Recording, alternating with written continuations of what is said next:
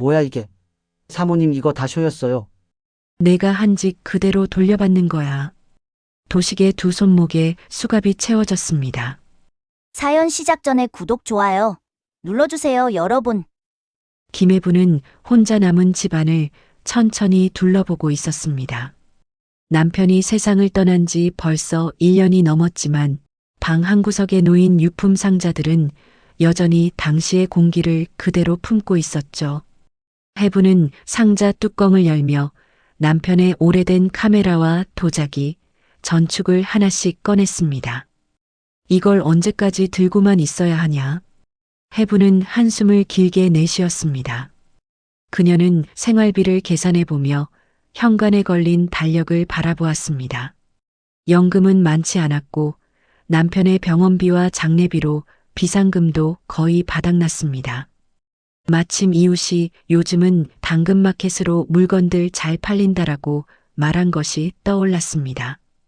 해부는 스마트폰을 꺼내 조심스럽게 앱을 설치했습니다. 작은 글씨를 보기 힘들어 돋보기를 쓰고 화면을 들여다보는 모습이 조금은 초라해 보였습니다. 해부는 처음으로 믹서기 사진을 찍어 올렸습니다. 예상과 달리 몇 분도 지나지 않아 메시지가 여러 개 도착했습니다. 그중 하나가 아주 공손한 말투로 눈에 띄었습니다. 어머니, 이런 거래 처음이시죠? 사기 당하실까봐 제가 도와드릴게요. 바로 갑니다. 해부는 놀라면서도 마음 한편이 따뜻해지는 듯 했습니다. 세상엔 그래도 착한 사람이 많구먼. 비가 부슬부슬 내리는 오후, 초인종이 울렸습니다. 문을 열자 40대 중반쯤 되어 보이는 남자가 환하게 웃으며 서 있었습니다. 어머니 되시죠? 편하게 하세요. 사기꾼들 많아서 제가 오늘 운 좋게 제대로 된 거래하시게 된 겁니다. 남자는 자연스럽고 자신감 넘친 말투로 말을 이어갔습니다. 해부는 아이고, 요즘 사람들 무섭다더니 고마워요. 젊은 양반이라고 말하며 집 안으로 그를 들였습니다. 그는 집안을 둘러보며 감탄하는 표정을 지었습니다. 어머니, 집 상태 정말 좋으시네요.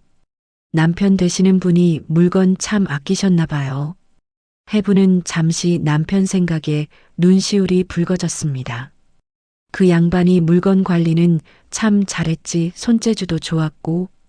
남자는 해분의 감정 흐름을 자연스럽게 파악한 듯 부드럽게 혹시 더 팔아도 되는 물건 있으세요? 라고 말을 꺼냈습니다. 해분은 잠시 망설였지만 남편의 카메라 상자가 떠올랐습니다. 이거 좀 비싼 건데.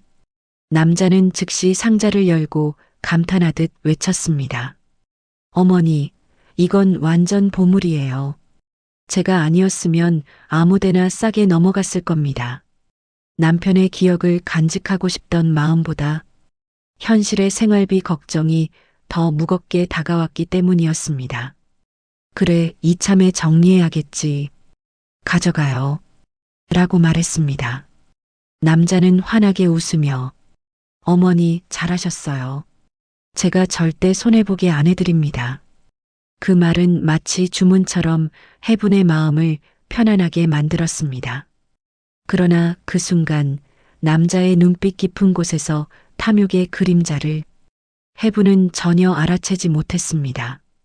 신뢰를 쌓아가는 사기꾼의 접근. 김해부는 첫 거래가 무사히 끝났다는 안도감에 젖어 그날 저녁 남편의 낡은 도자기 한 개를 다시 꺼내 들었습니다. 손바닥보다 작은 청자였지만 남편이 참 아끼던 물건이라 해부는 한참을 주저하다가 사진을 찍어 올렸습니다. 그러자 몇 분 지나지 않아 또다시 익숙한 이름이 떴습니다. 사모님, 제가 그거 바로 살게요. 오늘 시간 괜찮죠? 문자 끝에는 어색하게 붙인 하트 이모티콘이 따라왔습니다. 요즘 젊은 사람들은 뭐 이렇게 살갑대. 저녁 8시쯤 초인종이 울렸습니다. 문을 열자 박도식이 커다란 가방을 메고 서 있었습니다. 사모님, 비 와서 고생하셨죠? 오늘은 제가 좀 도와드리려고요. 그 말투는 예의 바르고 능숙했고 해부는 문을 활짝 열어 그를 자연스레 들였습니다. 도식은 집 안으로 들어오며 곳곳을 살펴보았습니다. 해부는 그저 정리할 곳을 도와주려나 보다라고 순진하게 생각했지만 도식의 눈빛은 팔 수 있는 물건을 찾는 사냥꾼의 눈이었습니다. 그는 소파 옆 선반의 도자기를 조심스레 들어올렸고 감탄하듯 중얼거렸습니다. 이런 건요, 진짜 사모님 같은 분만 가지고 있는 보물이죠. 제가 아니면 남들이 다 속여서 싸게 가져가요. 이건 아까워요. 해부는 그 말을 듣고 남편의 물건을 귀하게 봐주는 사람이라는 착각에 빠졌습니다. 그래, 젊은 사람이 보기에도 좋은 건가 보네. 이 양반이 살아있었으면 좋아했을 텐데. 도식은 해분의 감정 변화를 놓치지 않았습니다. 그는 슬쩍 거실 서랍 쪽을 가리키며 말했습니다. 사모님, 혹시 집에 더 정리하고 싶으신 물건 있으세요? 제가 요즘 감정도 같이 봐드리거든요. 해부는 잠시 망설이며 서랍을 열었습니다. 안에는 남편이 생전에 모아두던 작은 금반지 2개와 조그만 보석함 하나가 들어 있었습니다. 해부는 원래 팔 생각이 없었지만 도식은 감탄을 가장한 유도를 시작했습니다. 이 금반지 요즘 시세 엄청 올랐습니다. 사모님, 이건 진짜 놓치면 손해예요. 제가 오늘 사가면 바로 현금화해 드릴게요. 해분의 시선이 흔들렸습니다. 며칠 전 고지서가 떠오르고 전기세 가스비 보험료가 머릿속을 스쳐 지나갔습니다. 남편이 떠난 뒤 이런 계산이 너무 힘들어졌다는 걸 도식은 이미 파악하고 있었습니다. 해분은 작게 중얼거렸습니다. 아무래도 이젠 나도 살아야지. 그럼 이거라도. 도식은 기다렸다는 듯 금반지를 받아들고 빛에 비춰보며 칭찬을 늘어놨습니다. 사모님, 안목이 정말 좋으세요. 이건 제가 진짜 좋은 가격에 모실게요. 거실 한쪽에서 남편의 사진이 조용히 해분을 바라보고 있었습니다. 그러나 해분은 남편의 눈빛을 보지 못했습니다. 그저 이젠 내 힘으로 살아야 한다는 생각 하나뿐이었습니다. 그리고 그 생각이 해분의 인생을 무너뜨릴 첫걸음이라는 사실을 몰랐습니다. 결정적 거래, 그리고 사라진 남자. 김해부는 새벽부터 서랍을 뒤적이며 남편의 금고 열쇠를 찾고 있었습니다.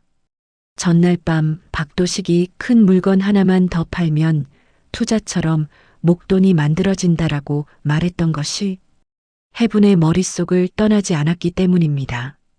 남편이 생전에 숨겨두던 비상 금고가 떠올랐고 해분은 가슴이 두근거리면서도 묘하게 불안한 마음을 떨칠 수 없었습니다.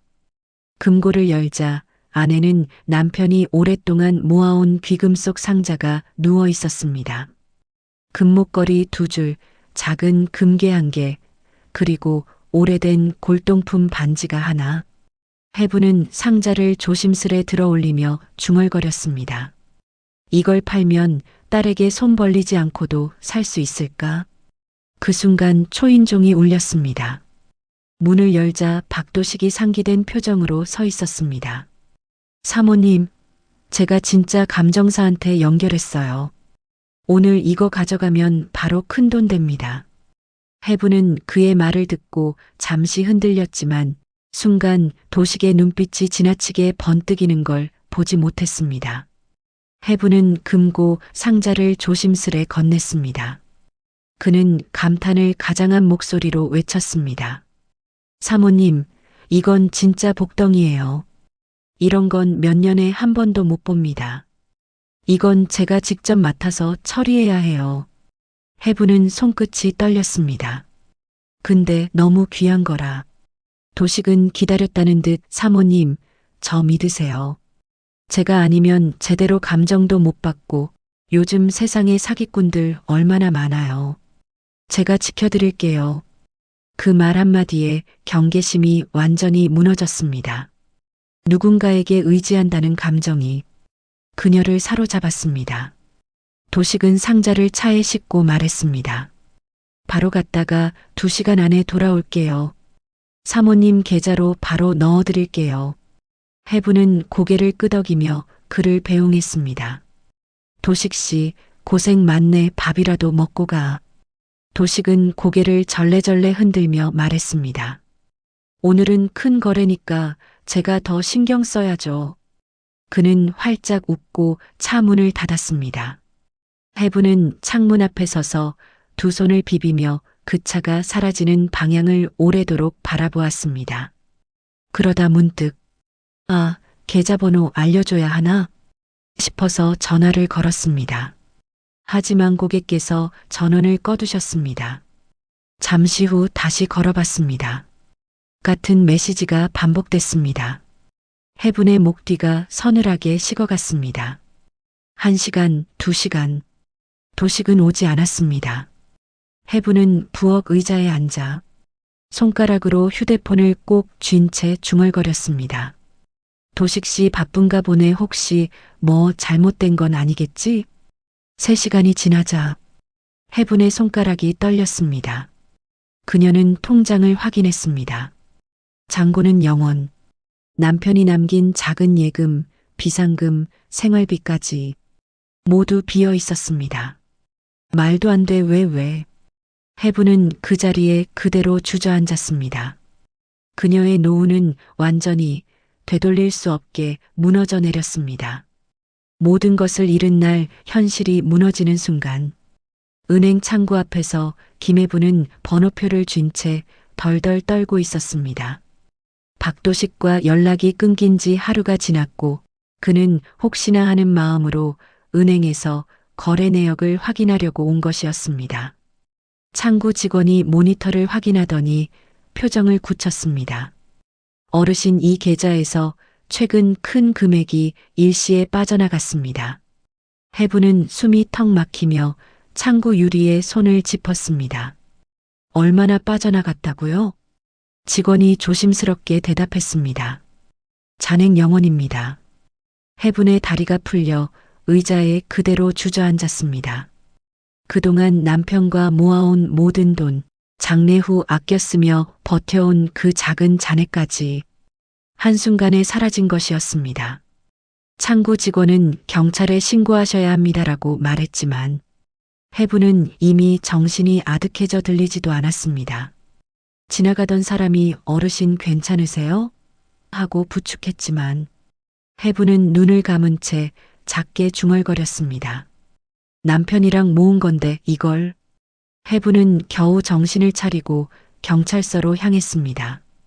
신고서에 박도식의 이름과 번호를 적는데 이 사람 요즘 전국 돌며 노인들만 노리는 전문 사기꾼입니다라고 말했습니다. 그 말에 해분의 눈가가 크게 떨렸습니다. 어르신, 솔직히 말하면 회복 가능성은 거의 없습니다. 형사의 말은 칼처럼 해분의 가슴을 깊게 후벼 팠습니다. 해분은 의자에 앉아 한참 동안 말을 잃었습니다. 그때 경찰서 문이 벌컥 열리며 딸 이상미가 뛰어들어왔습니다. 엄마 왜 연락이 안 돼? 도대체 뭔 일이야? 해부는 눈물 맺힌 얼굴로 고개를 들었습니다. 상미야, 내가 바보 같은 짓을 했어. 상미는 경찰의 설명을 듣고 주먹을 꽉 쥐며 이를 악물었습니다. 엄마, 왜 그놈 말을 믿어? 세상이 어떤 세상인데? 해부는 작게 떨리는 목소리로 변명하듯 말했습니다. 그렇게 안 생겼었어. 착하게 굴었어. 해부는 남편 사진 앞에 무너져 내리며 흐느꼈습니다. 당신 내가 이 정도로 어리석은 줄 알았어? 미안해, 나 너무 미안해.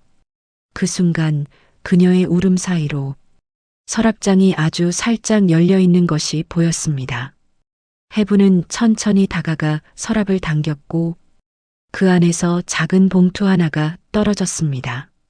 봉투 안에는 수십 개의 숫자와 은행 이름이 적힌 남편의 마지막 금융 메모가 고요히 누워 있었습니다. 그 메모는 해분의 인생을 완전히 다른 방향으로 뒤바꿀 예고장 같은 존재였습니다. 남편의 비밀 메모에 의미 숨겨진 계좌의 진실. 김혜부는 남편의 서랍에서 떨어진 작은 봉투를 주워들었습니다. 오래된 종이에 적힌 계좌번호와 힘들 때 찾아라라는 남편의 글씨를 본 순간 가슴이 세차게 뛰기 시작했습니다. 메모에는 계좌번호, 은행 이름, 잔액 추정 금액, 그리고 힘들 때 반드시 내가 찾아야 한다라는 문장이 적혀 있었습니다. 해분의 가슴이 세차게 뛰기 시작했습니다. 이게 뭐야 여보, 이걸 왜? 순간 남편이 생전에 무언가 말하려다 멈춘 듯한 장면이 떠올랐습니다.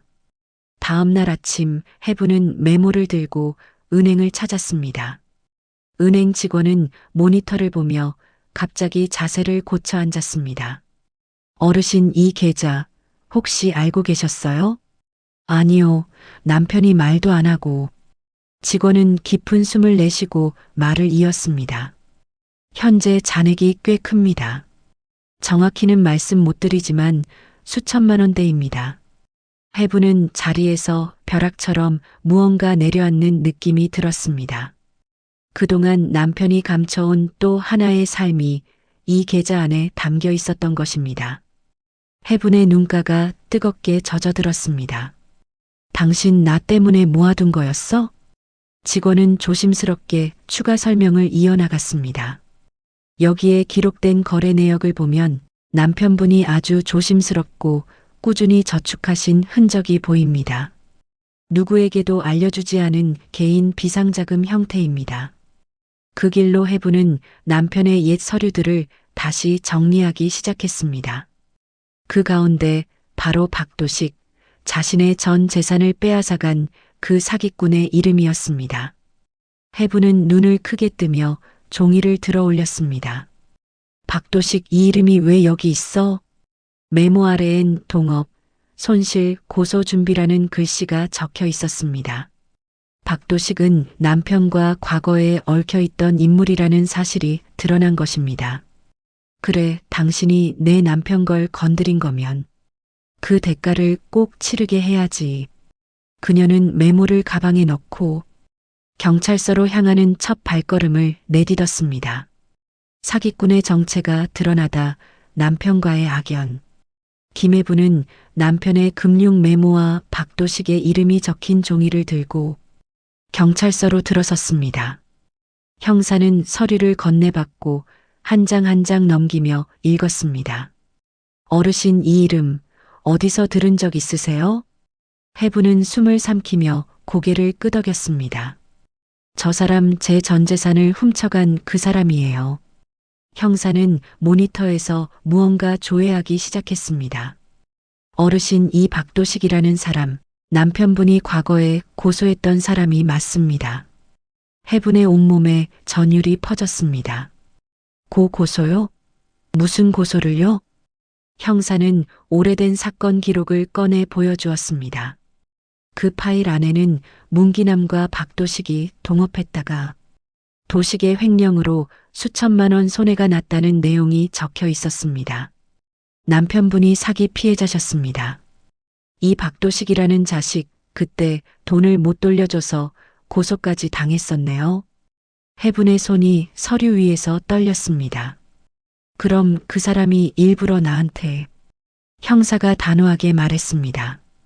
복수입니다, 어르신.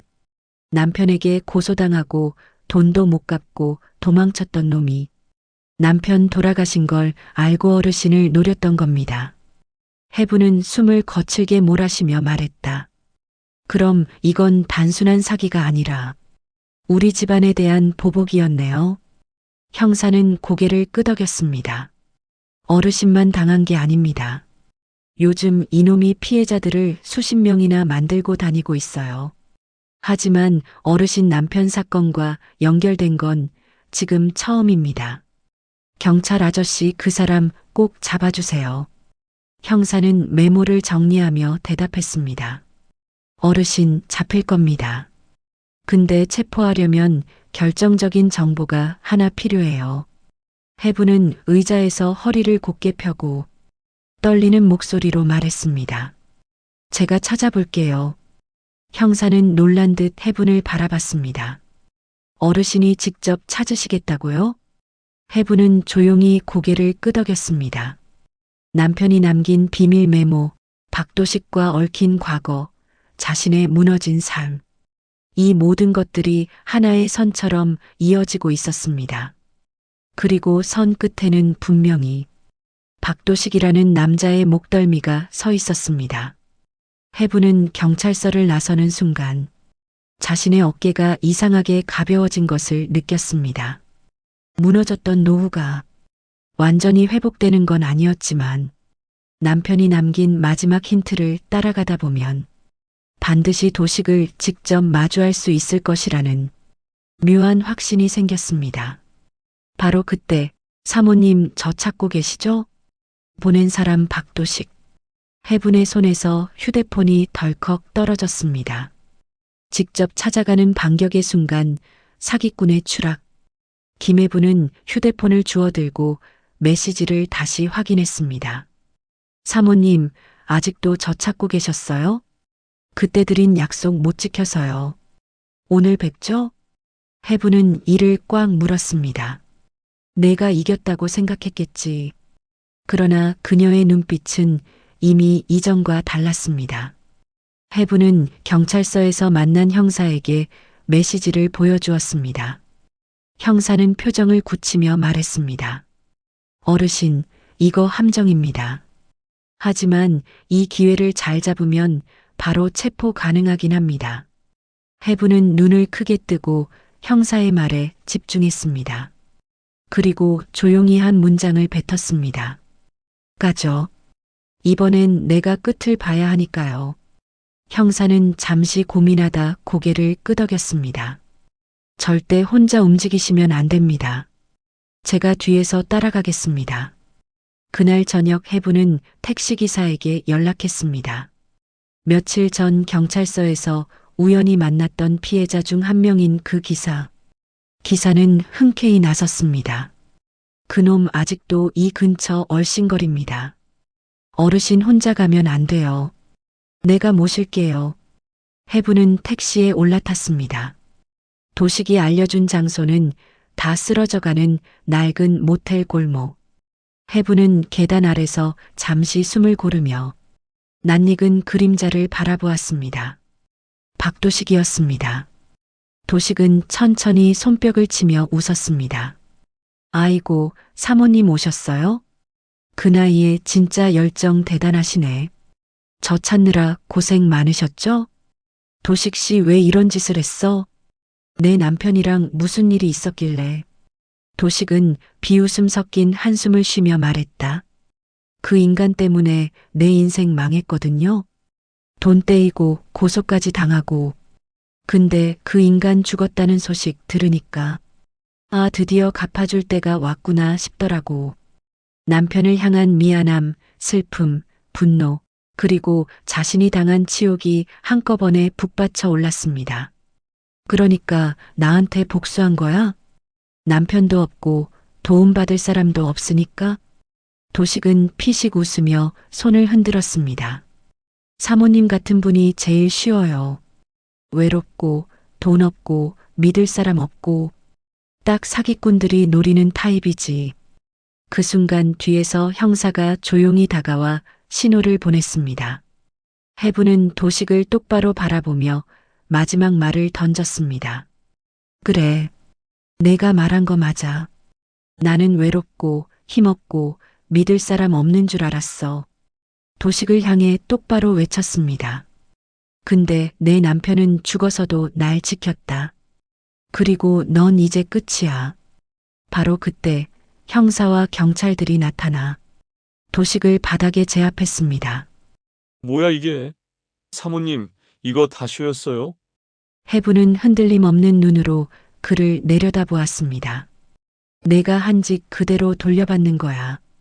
도식의 두 손목에 수갑이 채워졌습니다.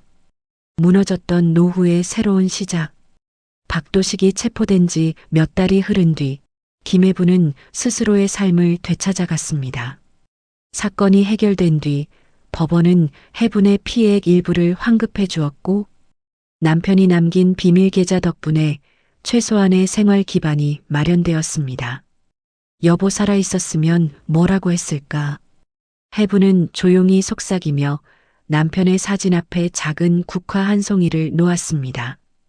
예전엔 짜증과 비난만 하던 딸 상미가 이제는 주말마다 반찬을 챙겨오고 엄마 요즘은 괜찮지? 하고 조심스레 묻곤 했습니다. 해분은 그런 딸을 보며 애도 많이 힘들었겠지 하고 마음을 조금씩 풀어갔습니다. 어느 날 동네 복지센터에서 봉사활동을 한다는 공지를 봤을 때 해분의 발걸음은 스스로 그곳으로 향하고 있었습니다. 센터 안에는 자신처럼 사기를 당한 노인들이 상담을 받고 있었고 해분은 그 모습을 보며 마치 예전의 자신을 보는 것 같은 느낌을 받았습니다. 센터 직원이 다가와 물었습니다. 어르신도 상담 받으러 오셨어요? 해분은 미소를 지으며 고개를 저었습니다. 아니요, 상담 말고요. 혹시 제가 도와드릴 일이 있을까 해서요. 직원은 고개를 끄덕이며 따뜻하게 대답했습니다. 어르신 같은 분이 오히려 제일 큰 힘이 되죠. 그날부터 해분은 센터의 노년 사기 예방 멘토로 활동을 시작했습니다. 누군가 해분에게 물었습니다. 어르신, 그렇게 큰일을 겪고도 어떻게 다시 서셨어요? 해분은 미소를 지으며 조용히 대답했습니다. 넘어졌어도 누가 남긴 손잡이가 있더라고요. 난 그걸 잡고 일어났을 뿐이죠. 그리고 그녀의 눈빛에는 남편이 남긴 메모처럼 묵직하고 따뜻한 힘이 담겨 있었습니다. 저녁이 되자 해분은 남편의 묘를 찾았습니다. 바람은 잔잔했고 하늘엔 붉은 노을이 번져 있었습니다. 해분은 묘비 앞에 앉아 한참 동안 말없이 있다가 조용히 입을 열었습니다. 여보, 당신이 남긴 마지막 선물 덕분에 나 아직 살아있어. 바람이 해분의 머리카락 사이를 부드럽게 스쳤습니다. 마치 남편이 대답하는 듯한 느낌이 들었고 해분은 미소를 띠며 일어섰습니다. 섬이든 도시든 어디든 이제 해분은 무너지지 않는 삶을 다시 살아갈 준비가 되어 있었습니다.